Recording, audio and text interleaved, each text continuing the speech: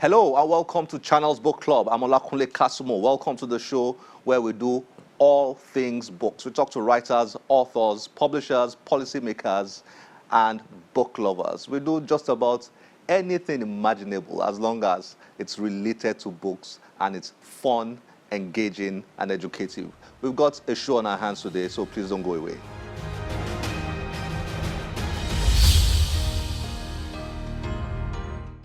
So who is the richest man in the world? I'm sure you are going to say Jeff Bezos.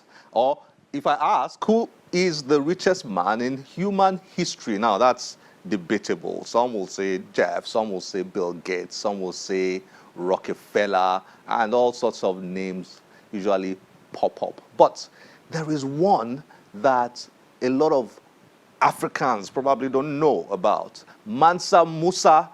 Some historians will argue very strongly that he was the richest man in human history. He ruled the Empire of Mali between 1312 and 1337. That's a long time ago. People who say there was never any African civilization, they need to look into history. 1312 to 1337. That was a period when Mali produced the largest quantity of gold in the world, and that was the basis of Mansa Musa's wealth. He was a powerful, wealthy Muslim emperor or king, as you may want to call him. He was the 10th king of Mali back then. He was very wealthy. Now, a lot of Africans don't know some of the stories. You could go on and on and on. So many stories in African history. Now, there is a couple that is into telling those stories and putting them in various formats, including books for African children particularly, but not just African children, children all over the world, to learn African history. Amazing project, absolutely amazing project. And the gentleman, the husband, is our guest today. And we are going to be meeting him and you're going to be enjoying an interview we had with him. But, I mean, when I go through in my head, the project they are doing, it's something I've been thinking about for so many years. Seeing them doing it practically now really excites me. So they are telling so many important African stories, putting them in book form, music, video, and all those things. And it's really, really helping a lot of young people all over the world to learn African history. So we've got Dele as our guest today. Let's get to meet with him and then enjoy the interview that we had with him.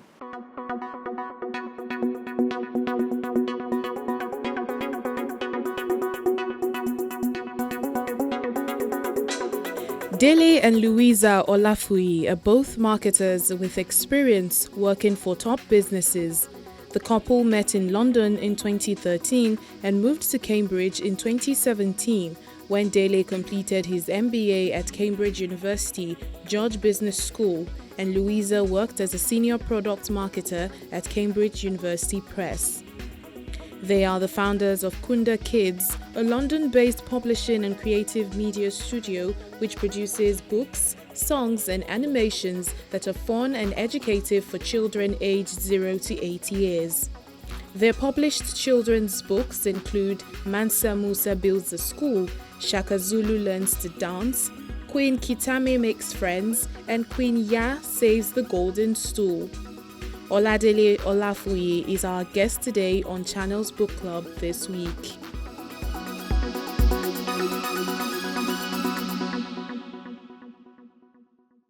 Dele, nice to have you on Channels Book Club. Thank you very much, Kunle. Thanks for having me here today. Great to have you here. Yeah, so excited about it. How is the UK, lockdown and all that? Oh, lockdown has been interesting, a bit difficult. But the interesting thing about lockdown is it's kind of sparked up the creativity in my family between my wife and I. And that's kind of why you were able to. I've had that a lot. I mean, maybe we should do a compilation of authors or writers who produced their works during the the COVID-19 lockdown, because I've had so many writers tell me that during the lockdown they were able to focus and write, and then eventually their books came out. Yeah, that would be such a great idea, right? Because For me, I work in London, but when we started this project, I was living in Cambridge. So every morning I need to get out of the house by 7 to get on the train, get to work by 9. Leaving by 7 means I need to be up by like 6, 6:30, especially when you have a little one. Sometimes you don't sleep at night. So like I never had time to be creative. But lockdown, I'm kind of a morning person. So once I wake up in the morning, my brain starts to work. So imagine having to get up at 6 and I have the luxury of spending 6:30 till 7:30 or 8 on the bed. My brain just starts thinking. And I think that's where a lot of the creativity came from. Yeah. Wow, impressive. Now, what you have here, I have to say that, you are filling a gap that I've always thought about for a long time, that when are we going to have people produce stories, African stories for our children? If you look at the range of books available for our children, 95% are written overseas, produced overseas, and about foreigners. So what you're doing here is fantastic, fantastic. For viewers who are out there, let's try and explain this. Just a quick one there, right? When you talk about the percentage of books, it's actually so true. I live in London, and in the UK, just 2% of children's books that were published last year had a lead black character. Just 2%. Just 2%. A lead black character. A lead black character. Another interesting fact, an animal is 6 times more likely to be the protagonist in a children's book story than a black character. Coming in, that's a tough one.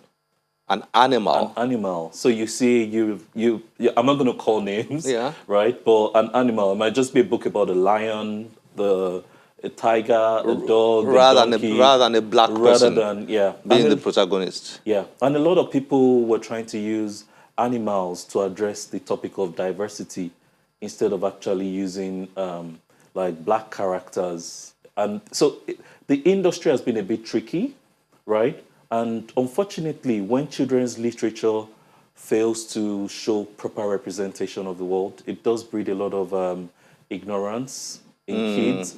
And then kids see the books that they are reading as the representation of what the world is, right? And those are some of the things that we want to address at Kunda Kids. Wow. Dele, well done. Thank you very much. And thank you. Okay, so what you are doing here is you are taking certain characters in African history. Correct. Using their stories, fictionalizing their stories. Correct. And putting them in book form for children. That's what you're doing. Correct, yes. Now, because we started doing that, so my wife and I founded Kunda Kids last year, and there was a point that we had the trigger, and it was really around when the old Black Lives Matter thing started, when George Floyd was murdered. That was because I spent a lot of time thinking, like, what can we do? What can we do? And my wife and I started talking, and we're like, let's see what we can do to inspire the next generation, right? Let's see if we can at least start helping kids to see themselves more in books, and that way they can grow up and build more self-confidence in themselves. So that was how the whole project started. That was the trigger for the whole book series. Now, looking at the books themselves, right, we decided to start with African history because when you look at books generally, typically what you realize is you just have black books, but not so many writers on a global scale are pushing African stories, and African stories are not very commercial. But we know part of being African, storytelling is embedded in our culture. It's embedded in who we are as Africans. And that's what we want to do at Kunda Kids, bring the best of African stories to the world. Not just for black kids, for everybody, because we feel all kids need to have proper representation in their library. Your library is not complete if you don't have African stories in it. And that's where we're coming from at Kunda Kids. Delia, you don't know how heartbroken I am that we lose so much of our history. Yes. We lose so much of our history. I mean, and what you've done here, your 4 books, the 4 characters here, Mansa Musa, the richest man in history. Yes, he is. Yes, he is. Undoubtedly. Yes, he is. So I'll tell you a little bit about the 4 books, right?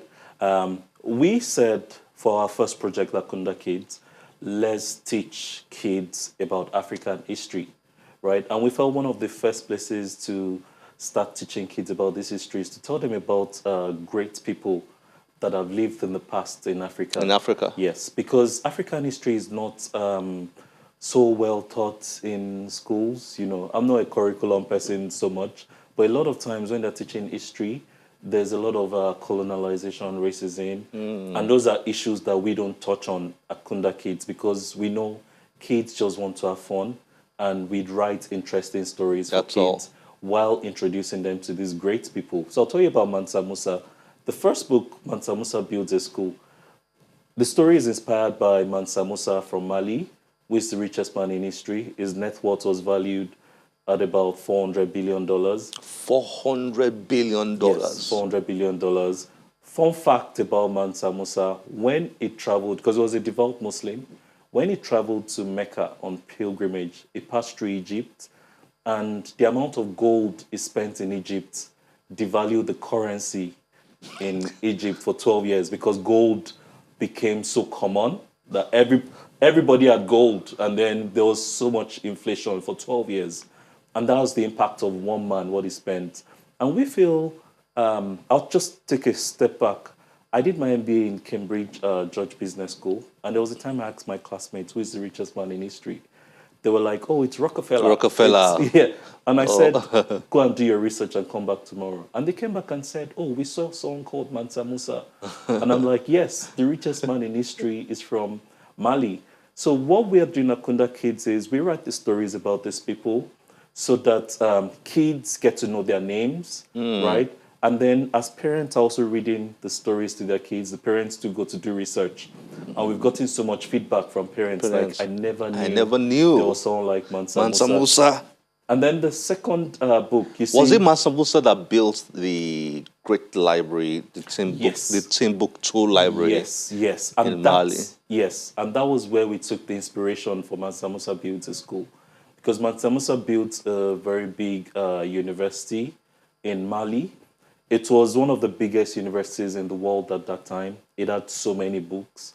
Scholars from all over the world traveled to Mali to learn about, to learn mathematics, to learn everything from that university. But a lot of this is not well thought. Not at all. Yes. The history we learn, the history our children learn, is post-colonization history. Yes. After the British came here, say, take Nigeria for instance. You know, the average child might be able to tell you about the amalgamation in 1914 and then independence in 1960. You know, But the history of Africa, the history of Nigeria, of Africa before the Europeans came in here, nobody talks about it. Yes, and it's actually quite sad, right? I learned about the Great Wall of Benin in my adult life. But historians have said the Great Wall of Benin was actually way bigger than the Great Wall of China, which we all know about. Yeah. Right? And these are some of the themes that we're going to be touching on in the series. Future books. Yes. Please do. Because we want kids to learn aspects of history. We'll talk about Great Zimbabwe. Like, we talk about all these great empires in Africa's history, which we don't talk about so much. Yeah. And these are things we want to start introducing to kids in a very fun way. That's why we write fictional stories. And it's well illustrated. Yes. I mean, the illustrations are fantastic. Yeah, kids can really enjoy. And by the way, the Benin Wall right now, sadly, is gone. Yes. Nothing left. Nothing left in Benin right now.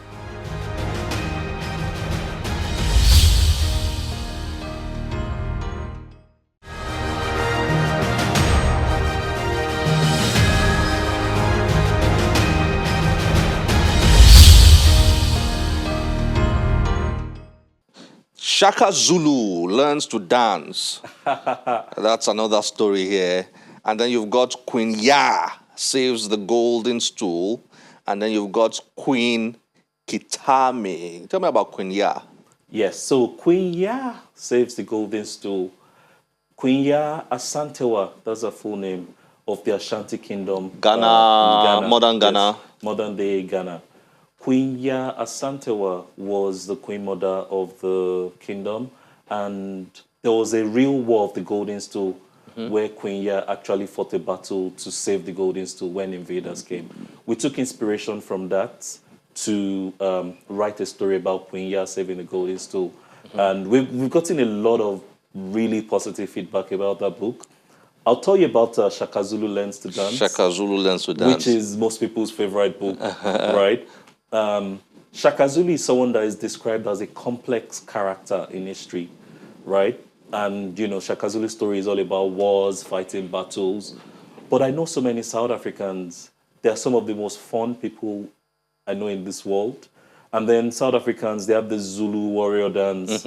So we took inspiration from South African culture about the Zulu warrior dance to write a story about Shaka Zulu learning to dance, because we want kids to learn about Shaka Zulu, right? And then the fourth book, Queen Kitami Makes Friends, really wonderful Tami of story. Uganda. Yes. Queen Kitami was a very beautiful queen in Uganda. My wife is from Uganda. So, Oh, you know, there had to be a story Louisa, from that's her Uganda name, there. right? Yes, Louisa. Louisa.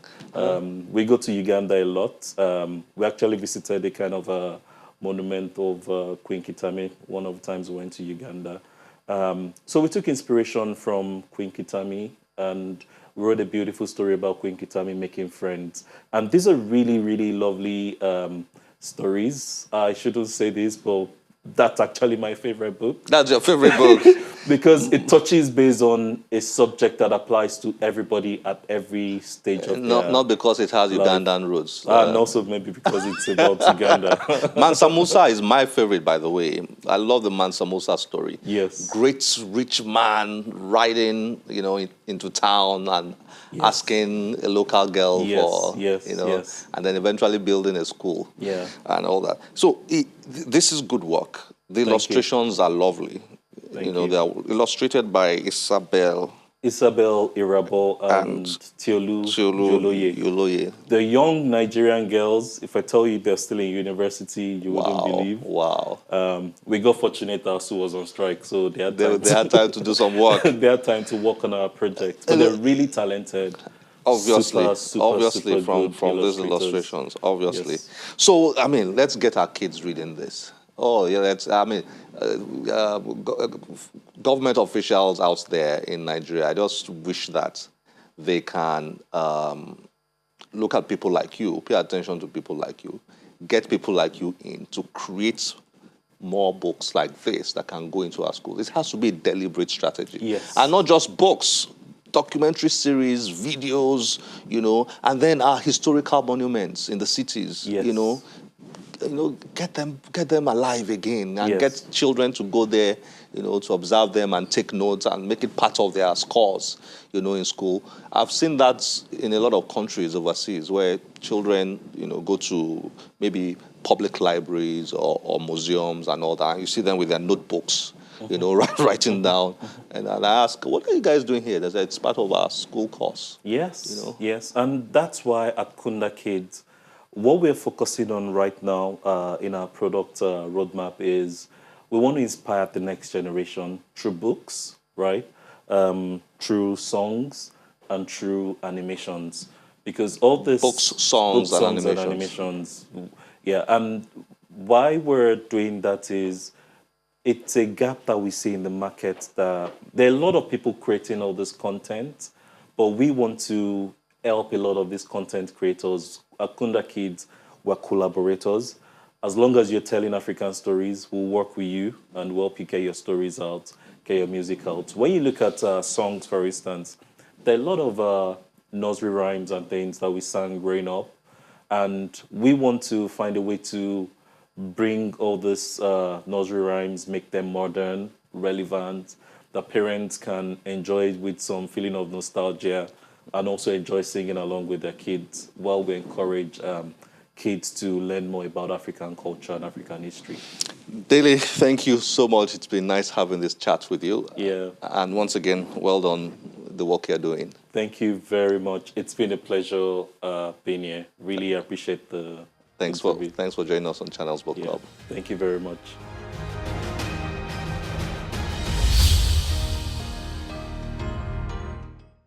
Welcome back. I hope you enjoyed that. So many great stories that we need to tell, not just Nigerian children or African children, but children all over the world. There are great African stories that need to be told, and kudos to people like Dele who are telling such stories. If you are out there and you can do this, we need as many hands as possible. These stories just absolutely need to be told. Even in Nigerian history alone, you can imagine the number of stories that can be told that our children do not know today. So kudos to Dele and people like him. Up next is a reading. Please stay tuned.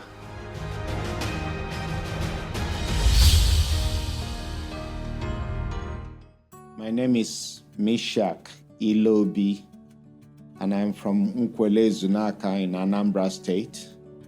I was born in Sabongeri Zaria to southern parents, and my first 10 years were spent up there. I wrote this book, Living Between Worlds, as my autobiography, capturing the different phases of my life journey thus far. Let me read to you from page 8 of this book, speaking to my early days in Zaria. I bent over to resume my search for my shoe when I eventually heard the nearby roar of a train. And suddenly, the woman's antics in the rain made sense. I immediately jumped out of the railway tracks and into her waiting arms, just in time for the train to roar past with its horn blaring. Shivering in fright and shock, I cried into the hands and bosom of the stranger as she cuddled me and wept in sheer relief. She took me to her stall and offered me a bean cake that she was selling by the roadside. That Hausa woman saved my life.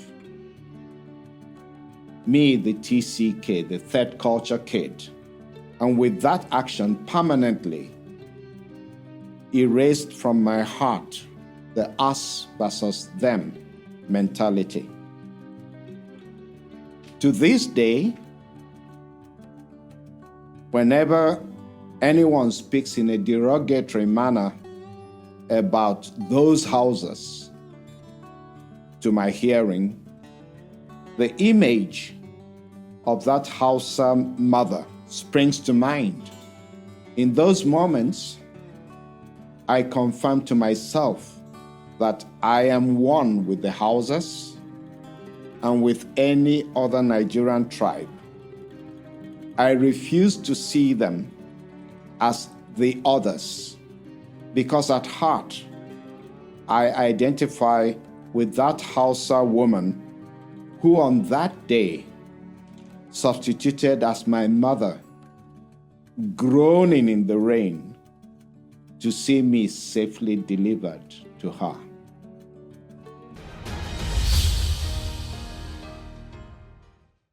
Well, this is where we have to draw the program to a close. As always, we'll be delighted to get your feedback through any of our social media platforms displayed on your screen.